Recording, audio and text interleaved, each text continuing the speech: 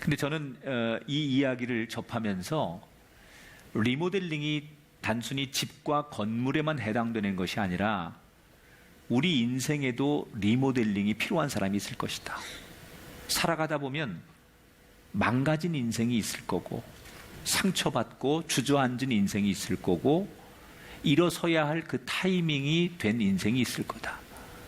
그런 분들에게 정말 필요한 게 있다면 그 인생이 리모델링 되어서 새롭게 고쳐졌으면 좋겠다. 아니, 어떤 영혼은 잠자는 영혼이 있을 거고, 그 영혼이 정말 숨쉬지 못하는 영혼이 있을 텐데, 그 영혼 또한 영혼의 리모델링이 될 수 있다면 그 영혼이 소생하고 새롭게 태어날 수 있을 것이다. 오늘 예배하는 여러분에게 삶의 또 영혼의 새로운 생기가 불어넣어지는 축복의 시간이 되시기를 주의 이름으로 축원합니다. 자, 오늘 말씀은 예수님께서 이제 평지 설교의 마지막 부분에 해당하는 이야기를 여러분과 나누게 됩니다. 지난 시간에 예수님께서 사복과 사화, 마태복음에서는 팔복이라고 하는데 누가복음에서는 사복과 사화로 이렇게 나누는 같은 주제를 좀 다르게 보는 시각으로 설명을 해드렸죠. 마태복음에서는 산상설교라고 하는데 왜 누가복음에서는 평지설교라고 하느냐? 지난 시간 말씀드린 대로 이스라엘 땅은 산과 그 평지가 별로 구분이 없는 땅입니다. 그래서 조금 높은 곳에 올라가면 그게 산처럼 여겨지고 또 내려와서 평지를 밟으면 큰 차이 없이 그걸 평지라고 하는데, 마태는 예수님께서 그 같은 주제의 설교를 좀 높은 곳에서 산에 올라가서 설교하셨다 해서 산상설교라고 말하는 거고, 누가는 그 같은 주제를 예수님께서 평평한 평지에서 말씀을 전하셨다 해서 평지설교라고 부른다고 했습니다. 지난 설교의 내용이 이런 거였죠. 가난한 자가 복이 있다. 역설적인 얘기를 예수님이 하셨는데, 물질적인 가난을 얘기하는 게 아니라 심령이 가난해야만 복이 있다. 아무리 세상적으로 부유해도 내 심령이 여전히 하나님이 없이는 못 살겠고, 하나님이 그립고 말씀이 사모되는 그런 영혼이 될수록 그가 복 있는 사람이다. 그러면서 주신 말씀이 원수를 사랑해라 라는 말씀까지 여러분에게 나누었습니다. 제자들이나 많은 군중들이, 아니 우리를 보고 왜 맹인이라고 그래? 앞을 못 봐야 맹인이지, 우리는 모든 사물을 다 분간하고 이렇게 잘 보는데 왜 우리들 보고 맹인이라고 하지? 다 잘 보는데? 예수님이 여기서 말하는 맹인이라는 것은 육신의 눈은 띄어져서 사물을 볼 수 있지만 영혼의 눈이 띄어지지 않아서, 영안이 열리지 않아서 하나님이 하나님인 줄 모르고 진리가 진리인지를 모르는 상태를 말하는 거예요. 여러분, 사람이 이 시각적인 게 얼마나 중요한지 몰라요. 저는 우리가 살아가는 이 시대가 에덴 동산의 유혹이라고 생각해요. 에덴 동산이 인간들이 지은 첫 번째 죄가 시각적인 죄거든요. 그 선악과를 보면서 너무 먹음직스러운 거예요. 그 선악과가 너무 탐스러운 거예요. 우선 그 눈에 보일 때 너무 좋아 보이는 거예요. 여러분, 우리가 살아가는 지금의 시대가 그런 거 아닙니까? 얼마나 화려합니까? 세상에 나가면 얼마나 눈 돌아가게 만듭니까? 얼마나 먹음직스럽고 보암직스러운 게 많습니까? 나가보면요, 이야, 저런 집에 살고 싶다. 저런 거 한 번만 입어봤으면 좋겠다. 저런 데 한 번만 들어갔으면 좋겠다. 저런 차 한 번만 타봤으면 좋겠다. 숨이 안 쉬어지는 게 너무 많아요. 여러분, 그렇잖아요? 얼마나 우리가 사는 세상이 시각적인지 몰라요. 너무나 탐스럽고 좋아 보이는 것들이 많아요. 그게 에덴 동산의 유혹이죠. 정말로 자극적이에요. 얼마나 우리 눈에 탐스럽고 좋아 보이고 우리가 갖고 싶은 것들이 많은 세상인지, 아마 에덴 동산보다 더하면 더했지 덜하지 않는 세상이 우리가 사는 세상이에요. 우리의 시선으로는 세상에 좋은 거를 구분하고 갖고 싶은 것을 우리가 가질 수 있을 만큼 욕심을 부리게 만드는 게 우리의 시선인데, 예수님 뭐라고 말씀하시느냐? 그런 육신적인 눈으로만 살 수 없다는 거예요. 그 눈만 뜨지 말고 영혼의 눈을 떠라. 그래서 정말 남이 못 보는 것을 볼 수 있는 사람이 되어라, 그 말이에요. 맹인이 맹인을 인도해서 구덩이에 빠진다라는 말을 저는 두 가지의 묵상의 말씀으로 나눠봤어요. 첫째, 지도자가 중요하다는 거예요. 앞서가는 사람이 이게 잘못된 길을 가면 인도함 받는 사람이 다 멸망으로 가는 거예요. 그래서 우리가 늘 그리스도인이 해야 할 일 가운데 하나가 지도자를 위해서 기도하고 좋은 지도자를 만나야 되고, 때로는 내가 어느 공동체에서 지도자의 역할을 부여받으면 그 역할을 잘해야만 나도 살고 상대도 살리는 거예요. 무능한 지도자를 만나면 그 무능한 지도자의 인도함 따라서 백성들이 구덩이에 빠지는 거고, 그 공동체가 몽땅 구덩이에 빠지기 때문에 지도자를 잘 만들어야 되고 좋은 지도자가 나와야 돼요. 아니, 여러분이 어느 곳에서 지도자의 역할을 부여받았다면, 여러분이 그게 가정의 공동체든 작은 회사든 여러분 이 교회 안에서 소그룹을 인도하든, 여러분이 옳은 길로 영안의 눈이 떠져서 이게 옳은 길인지 맞는 길인지 생명의 길인지 하나님이 원하시는 길인지 알고 가야만 여러분을 따르는 사람을 옳은 길로 인도할 수 있을 텐데, 나도 영안의 눈이 열리지 않아. 이게 하나님이 원하시는 길인지 생명의 길인지 모르고 가기 때문에 나를 따라오는 모든 사람들을 같이 구덩이에 빠뜨린다는 거예요. 지도자가 중요하다. 두 번째, 어떤 묵상이 제 마음속에 찾아왔냐면, 소경된 인도자를 따라간 책임은 자기에게 있다는 거예요. 여러분, 앞서가는 사람도 문제지만 그냥 덮어놓고 이 사람을 따라가는 그 책임 역시 나에게 있다는 거예요. 이 사람이 정말 나를 인도할 수 있는 지도자인지, 나를 이끌 수 있는 생명의 길로 이끌 수 있는 옳은 길을 가게 할 수 있는 사람인지 자기가 판단하고 따라가야 되는데, 잘못된 선택을 자기가 해놓고 내가 지도자를 잘못 만나서 이렇게 삽니다라고 말하는 것도 자기의 책임이라는 거예요. 그러면 내가 좋은 지도자를 만나기 위해서, 분별하기 위해서 뭐가 필요하냐? 하나님의 분별의 은혜, 지혜의 은혜. 다시 말하면 이 분별과 지혜라고 하는 것은 하나님의 말씀이 내게 날마다 나를 깨우치고 가르칠 때, 하나님의 말씀이 내 삶에 날마다 공급되어질 때, 그 말씀의 기초에서 이게 옳은 길이구나, 이 사람을 따라가도 되겠구나 라고 하는 것을 자기가 얻게 되는 거예요. 하나님이 우리에게 끊임없이 말씀의 공급을 주시지 않으면 우리가 뭐가 옳은 길인지 누구를 따라가야 할지 모르기 때문에 잘못된 길을 선택하더라는 거예요.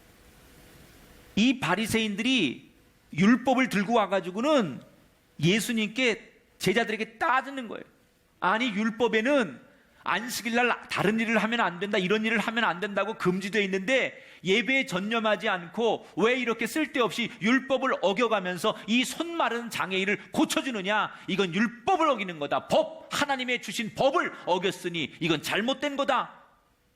그리고 득달같이 예수님께 달려들어서 예수님을 비난하기 시작했어요. 그들은 예수님을 비난하면서 그 율법을 한 손에 들고 자신감이 충만해져 있었어요. 우리만큼 하나님의 뜻을 잘 아는 사람이 있으면 나와보라고 해. 여기 율법을 우리는 다 외우고 있고 이 율법을 우리는 다 지키고 있는 사람이야. 우리는 일주일에 몇 번씩 금식하고 몇 시간씩 기도하고 이 율법을 문자적으로 하나도 우리가 오해 없이 지키고 행하는 사람들이야. 우리처럼 하나님 앞에 떳떳하게 의롭게 사는 사람들이 여기 어디 있어? 그러면서 자기들을 그 율법에 빗대어서 자기들은 아주 하나님 앞에 칭찬받는 그런 사람인데, 이 율법을 지키지 않는 예수님과 나머지 사람들은 하나님께 형편없이 버림받는 사람처럼 취급하면서 예수님과 논쟁을 벌이는 거예요. 그런데 정말 그 바리새인들의 평가가 맞았습니까? 아니에요. 바리새인들이 주장하는 것과 하나님의 평가는 달랐어요.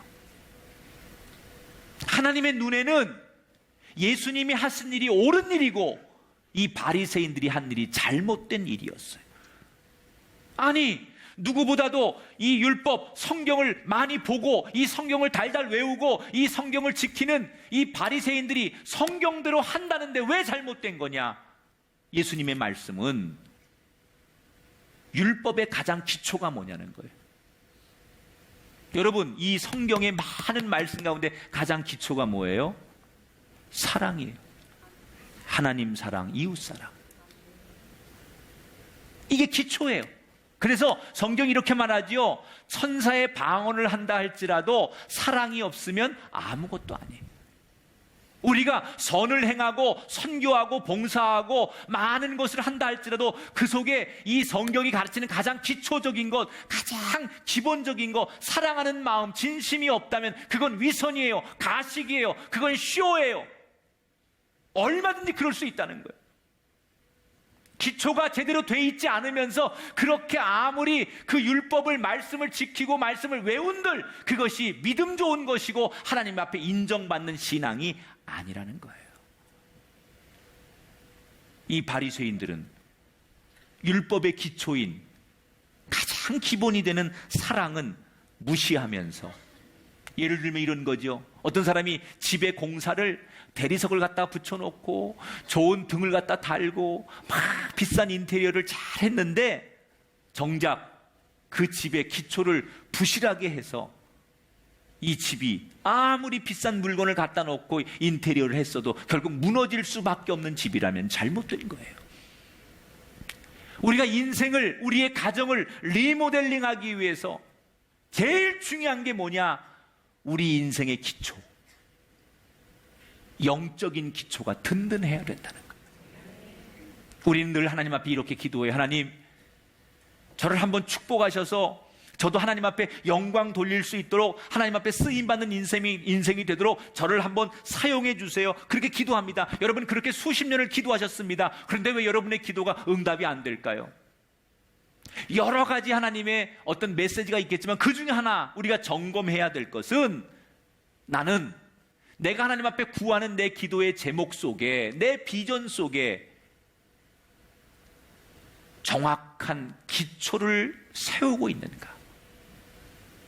바람이 불어도 홍수가 나도 무너지지 않는 하나님이 주신 그 축복이 내 인생의 집에 채워질 때 내 기초가 든든해서 무너지지 않는 그런 집을 지어놓고 하나님 앞에 구하고 있는지, 만일 우리가 구하는 대로 하나님께서 우리에게 물질과 명예와 건강과 인기와 자손의 복, 그리고 번영의 복을 우리에게 주셨는데 우리 인생의 기초가 부실하기 때문에 하나님이 주신 그 축복이 우리에게 담가지지 못하고 기초가 부실해서 무너지는 인생이라면 그게 축복일 수 있냐는 거예요.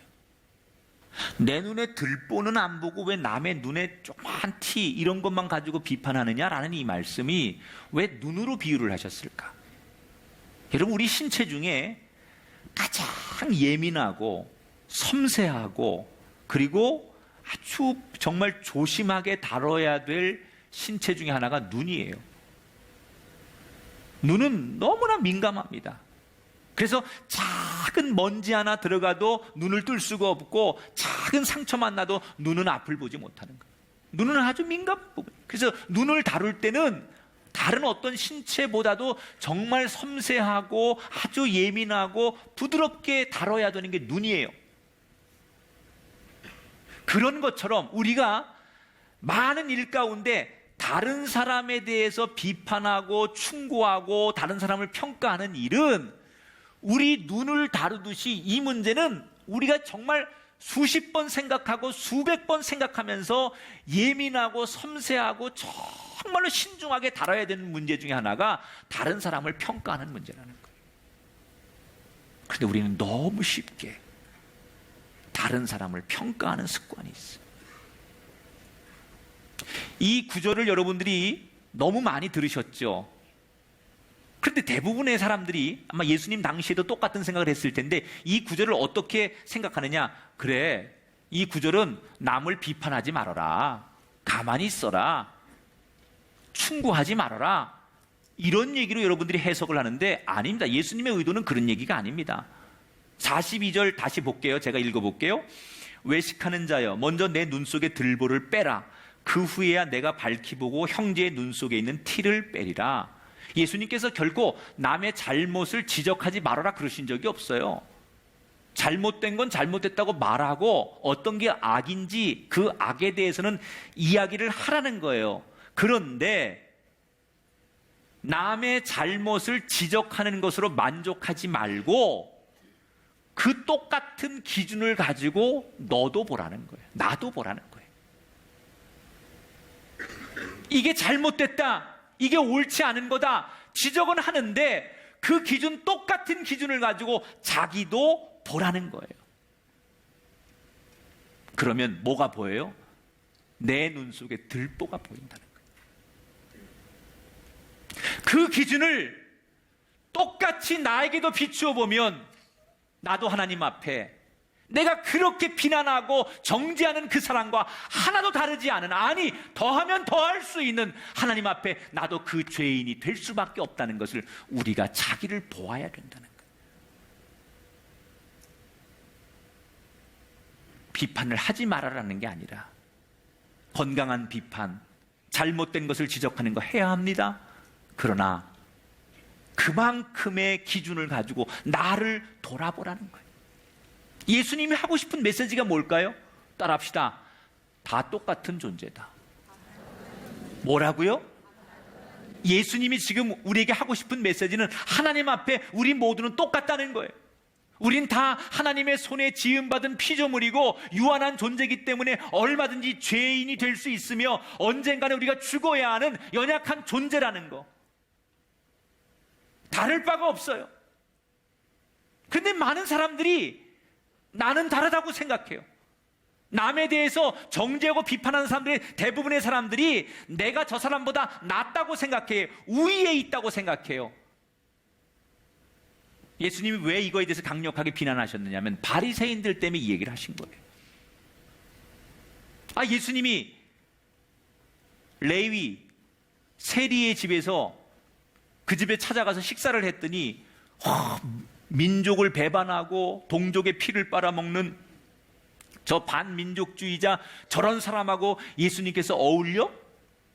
그러면서 예수님을 같이 비난하고 이 세리 죄인과 식사한다고 사람들이 비웃었어요. 그런데 그렇게 예수님을 비웃고 비난하는 그 바리새인들의 심리는 어떤 거냐? 적어도 저 세리와 나는 레벨이 다르다는 거예요. 여러분, 우리 눈에 보면 개미는 다 개미지. 그 개미가 더 우월해 보이고, 어휴, 네가 훨씬 낫구나. 어이구, 너는 종자가 좋구나. 여러분, 개미 보면서 그럽니까? 하나님이 보실 때는요, 우리 다 하나님의 손에 의해서 지음받은 피조물이고요. 하나님 보실 땐 다 우리가 죄인들이에요. 그런데 그 하나님의 기준으로 보지 않고 내 기준으로 내가 사람들을 등급을 매기고 평가하면서 그렇게 사람들을 우리가 공개적으로 또는 우리가 사람들에 대해서 비참하게 그 사람의 인생을 논한다면 과연 우리는 그런 자격이 있느냐? 그만큼 내가 남을 정죄하고 충고하는 만큼 그만큼의 분량을 가지고 나는 과연 하나님 앞에 바르게 살고 있는가? 라고 하는 문제를 자기에게 항상 해야 된다는 거예요. 그것이 자기 인생을 건강하게 만드는 방법이에요. 한번 따라 합시다. 권면의 목적은 상대를 심판하는 데 있지 않고 바로 세우는 데 있다. 여러분, 권면이 뭐예요? 심판하려고 하는 게 아니에요. 그 사람을 어떡하든지 바로 세우려고 하는 그런 의도에서 우리가 충고도 하고 권면도 해야 된다는 거예요. 그래서 우리가 늘 어떤 사람에 대해서 권면하고 이야기할 때 우리의 눈을 다루듯이 아주 신중하게 하는데 적어도 이런 기도를 하면 좋을 것 같아요. 한번 따라 합시다. 주님, 저 영혼을 불쌍히 여기소서. 그러나 나도 죄인이오니 이 죄를 이기게 하옵소서. 반드시 이런 마음으로, 이런 기도가 우리에게 동반되면서 이야기를 해야 된다는 거예요. 비판하는 만큼 그 잣대 기준을, 그 기준을 가지고 나에게도, 여러분 어떤 학생이 시험을 봤는데 자기가 시험 봐놓고 자기가 채점을 하는 거예요. 그리고 나는 100점이야. 그리고 자기가 자기 점수를 후하게 주고 자기 잘 봤다고 말한다면 여러분 그거 인정하겠습니까? 공정하게 선생님이 점수를 매기고 심판해야 되는데 자기가 자기 인생에 대해서 점수를 주고 나는 잘 봤다고 말한다면 그게 되겠냐는 거예요. 기준이 누구냐는 거예요. 내가 기준이 되면 안 된다는 말씀을 예수님께서 오늘 하시는 거예요. 자기를 성찰하라는 거예요. 자, 이렇게 두 번째 주제를 다루신 다음에 다시 세 번째 주제로 또 다시 예수님 넘어가시죠. 이 세 번째 주제는 너무나 당연한 말씀이기 때문에 제자들이 뭐 이렇게 당연한 얘기를 신중하게 하시지라고 생각하면서 또 한 번 예수님을 의아하게 쳐다보는 주제예요. 자, 성경을 볼게요. 43절 44절을 읽어보겠습니다. 못된 열매 맺는 좋은 나무가 없고 또 좋은 열매 맺는 못된 나무가 없느니라. 나무는 각각 그 열매로 아나니 가시나무에서 무화과를 또는 찔레에서 포도를 따지 못하느니라. 자, 아니 너무 당연한 얘기 아닙니까? 좋은 나무에서 좋은 열매가 맺히고 나쁜 나무, 안 좋은 나무는 좋은 열매를 맺을 수 없다. 아니, 너무나 당연한 얘기. 콩 심은 데 콩 나고 팥 심은 데 팥 난다라고 하는 우리의 속담과 같은 이치 얘기를 예수님께서 굳이 뭐 이런 상식적인 얘기를 설교의 제목으로 꺼내셨을까? 그런데 예수님의 의도를 알고 나면 몸서리가 쳐지는 얘기예요, 이 얘기가. 왜? 이게 무슨 의도냐면 나무를 좋은 나무인지 나쁜 나무인지 열매를 보면 안다. 그렇게 말씀하시면서 우리 인생이 마지막 날에 내가 어떻게 살았다, 어떻게 살아왔다, 이거 소용없다는 거예요. 하나님이 보시는 기준은 우리가 마지막 날에 어떤 항변, 어떤 이야기가 중요한 것이 아니라 우리가 맺은 인생의 열매를 가지고 우리를 평가하신다는 얘기예요.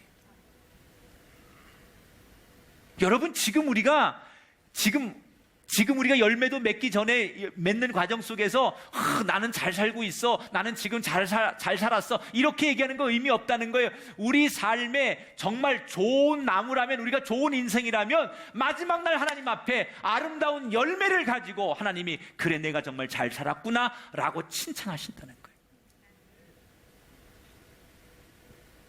여러분, 당연한 거 아니에요? 좋은 열매를 맺으려면 좋은 나무가 돼야 돼요. 그러면 우리가 좋은 열매를 맺고 좋은 나무가 되려면 뭐가 필요할까?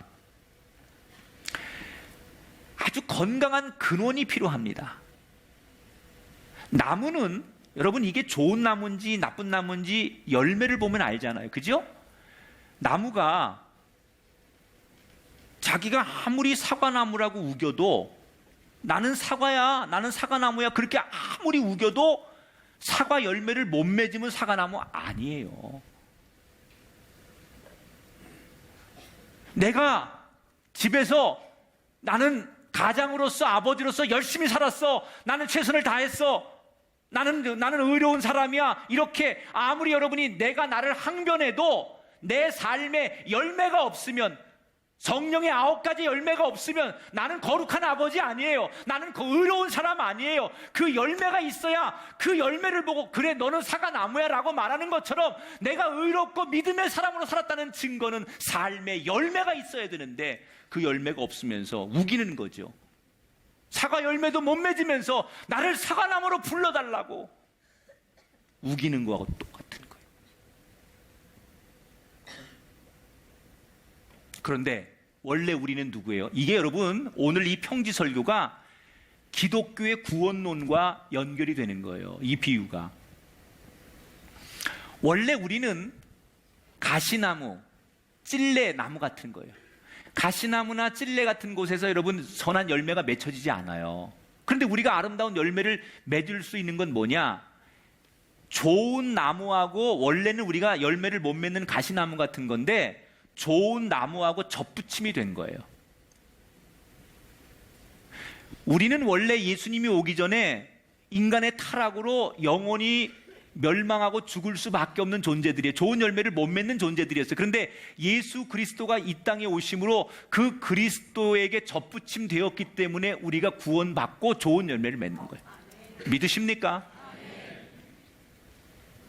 그러니까 아무리 내가 교회 오래 다니고 아무리 내가 명목상의 그리스도인이 되고 연수가 오래돼도 소용없어요. 내가 예수 그리스도를 나의 구주로 영접하고 거듭남의 체험이 있어야만, 내가 예수 그리스도와 접붙임 돼야만, 원래는 좋은 열매를 맺을 수 없는 내 인생이 예수 그리스도와 접붙임 되어서 내가 예수 그리스도 때문에 좋은 열매를 맺는 거예요. 아무리 윤리적이고 상식적이고 세상의 학식과 철학과 모든 것을 가지고 있어도 나라고 하는 존재는 원래 가시나무예요. 구원받을 수 없는 존재예요. 그런데 예수 그리스도를 만나기 때문에 그분의 손에 의해서 내가 구원받는 거죠. 그래서 우리는 그리스도를 영접하고 거듭남의 체험이 반드시 있어야 된다는 거예요. 이게 접붙임이라고 하는 거예요. 그런데 한 가지 우리가 알아야 될 게 있어요. 그러면 그 나무가 접붙임 되어서 저절로 열매를 맺으면 좋은데 그렇지 않거든요.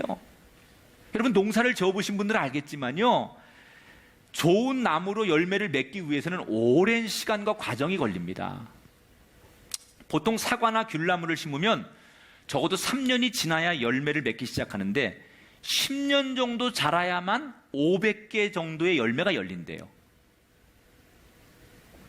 자, 좋은 나무를 심어놨는데 지가 잘 알아서 자라서 열매를 막 맺으면 좋은데 그렇지 않잖아요. 이게 좋은 나무인데 열매를 맺기까지 몇 년 걸릴 때까지 해충도 오고 가뭄도 오고 영양 공급이 안 돼가지고 이 나무가 중간에 죽기도 하고 시들시들 앓기도 해요. 그래서 열매를 맺기까지, 그 좋은 나무가 되었지만 열매를 맺기까지 뭐가 있어야 되느냐? 쉬지 않고 공급이 돼야 돼요. 관리가 돼야 돼요. 우리가 예수 그리스도를 영접하고 거듭남의 체험이 있지만 끊임없이 경건의 훈련과 말씀이 공급되고 하나님과의 소통과 우리가 예배의 은혜와 감격이 계속해서 공급되지 않으면 이미 구원받은 것은 확실하지만 그 구원받은 것 가지고 우리 삶의 성령의 열매가 맺히지 않는다는 얘기예요. 그래서 거듭남의 경험이 있지만 끊임없는 경건의 훈련, 하나님 앞에 부르짖는 기도의 훈련, 하나님의 은혜의 공급이 채워질 때 내 삶에 성령의 9가지의 열매가 열리는 거예요. 우리가 여러분 막 부흥회 때 은혜 받고 금식하며 은혜 받고 성령 체험하면서 은혜 받고 그런 감격스러운 순간들이 다 있었어요. 그런데 그런 감격스럽고 예수님이 나의 구주시고 나의 주인임을 압니다, 그런 고백이 있었지만 그 고백 안에 머물기 때문에 계속 열매를 맺기까지 공급되는 게 없기 때문에 분명히 좋은 나무가 되었지만 그 나무 스스로 모든 것을 다 해결할 수 없는데 오늘 우리들이 그걸 간구한다는 거예요.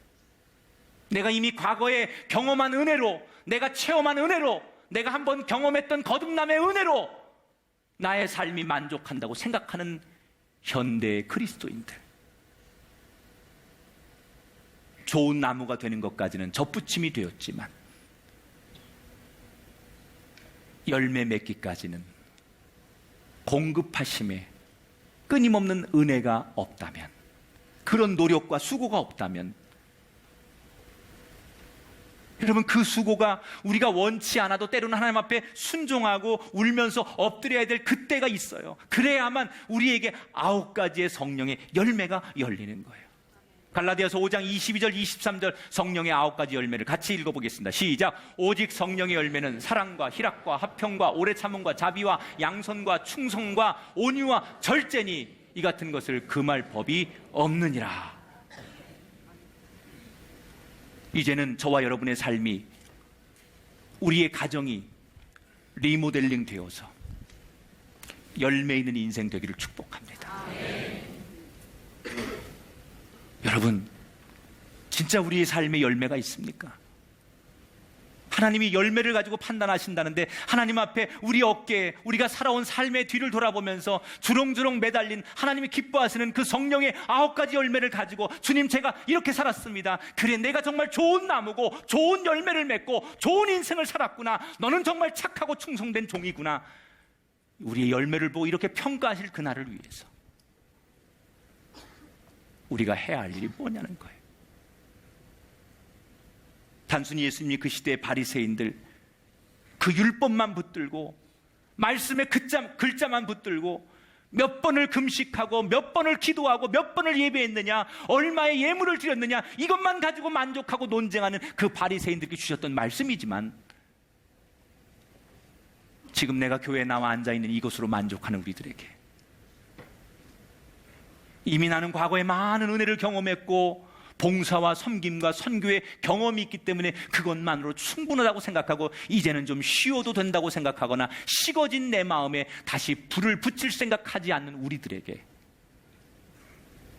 주시는 돌직구 아니겠냐는 거예요.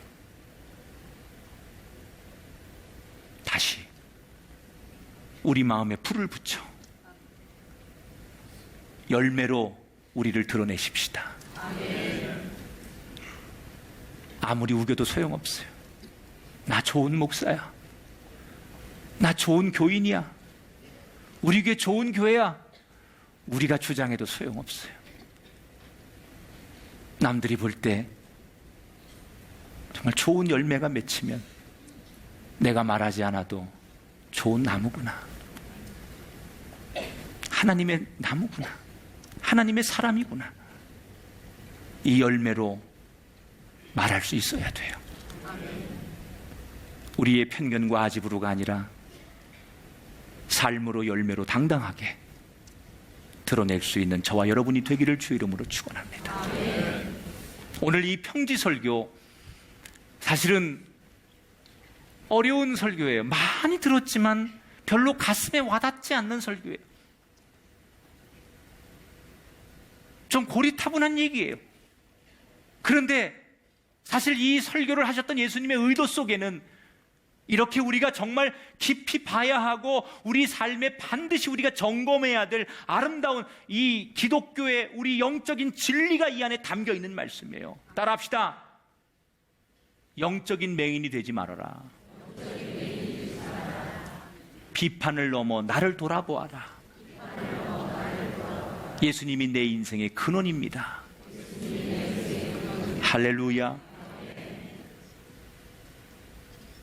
우리를 쓸모없다고 버리지 않으시고 다시 이 말씀을 주시면서 한낱 우리를 땔감처럼 너는 저 불을 태우는 그곳에 땔감 정도로 쓰이는 인생밖에 쓸 가치가 없구나라고 우리를 버리지 않으시고 어떻게 하든지 좋은 열매 맺게 하셔서 좋은 인생을 만들어주기 위해서 다시 한번 이 말씀을 주셨다면 이 말씀에 접붙임되어서 다시 소생하고 우리 인생을 리모델링 하셔서 여러분의 가정을 다시 일으키셔서 여러분의 남은 인생을 다시 리모델링 하셔서 영적으로 세워지고 건강하게 아름답게 만들어가는 삶이 시작되게 되시기를 주님의 이름으로 축원합니다.